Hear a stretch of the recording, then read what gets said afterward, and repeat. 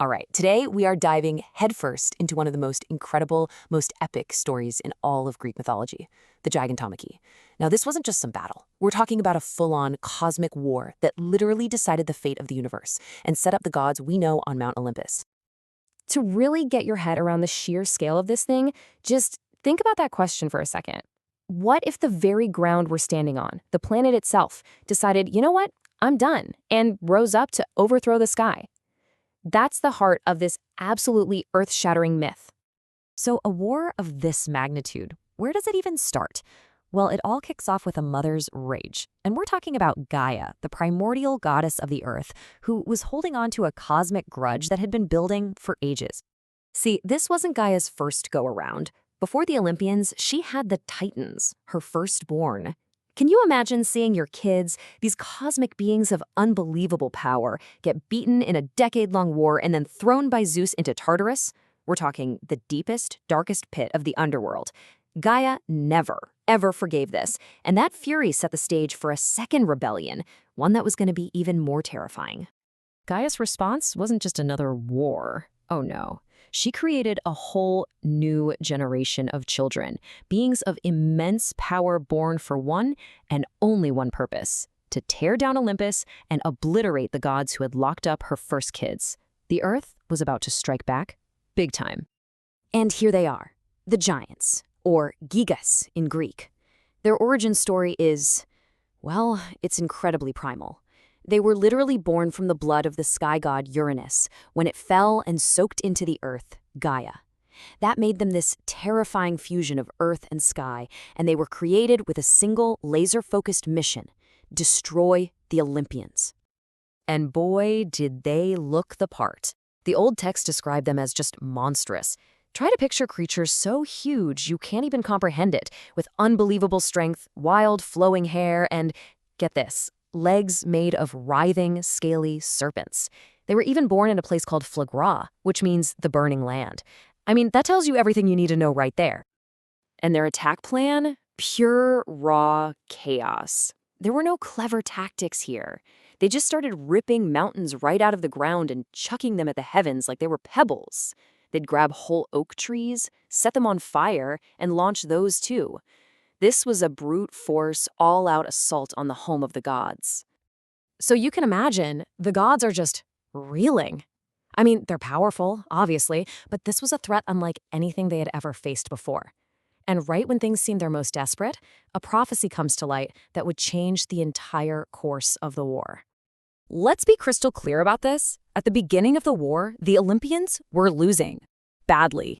The sheer power and absolute fury of the giants was just overwhelming them. For a moment, it really looked like the reign of Zeus was about to come to a very messy end. And this prophecy reveals their fatal flaw. It said that no matter how hard they fought, no matter how powerful they were, the gods could not win this war by themselves. They needed help from a mortal.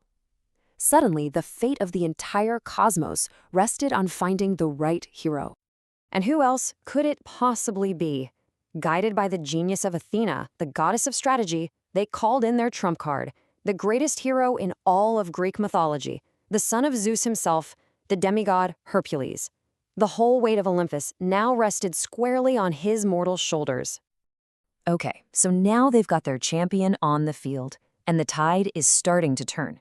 But this war wasn't going to be won by muscle alone. Oh no. Victory was going to require a perfect tag team: Heracles' unmatched strength and Athena's absolutely brilliant strategic mind.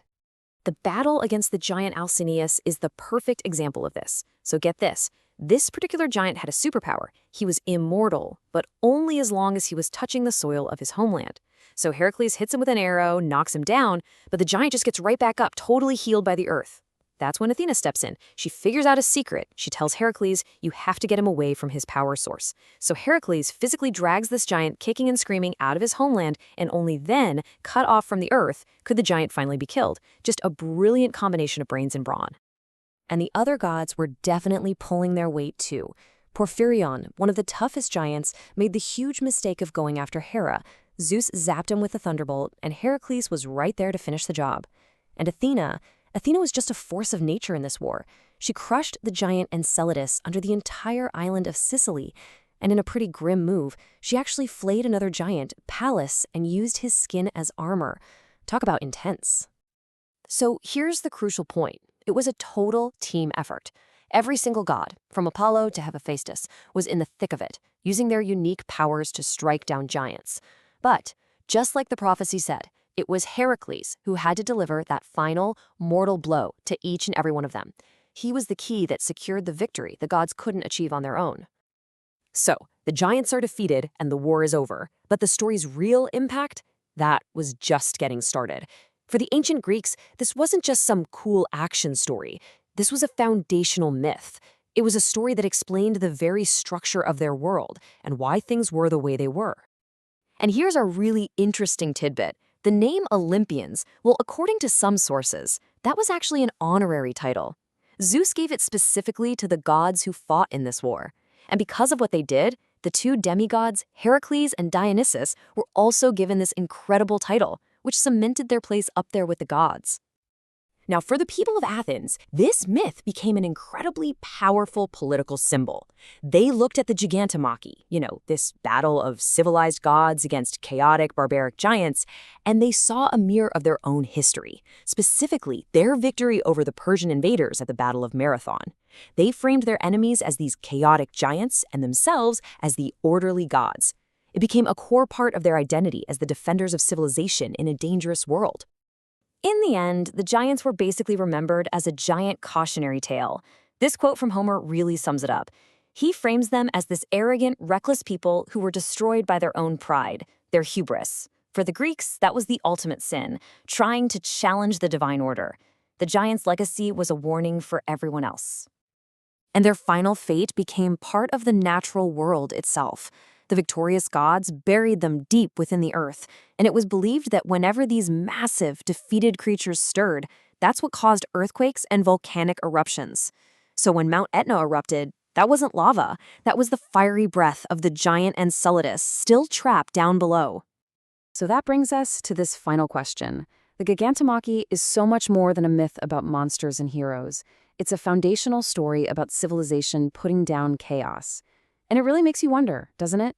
Is that a universal need? Does every culture and every time period need to create its own version of this same story to define who they are and establish their place in the world?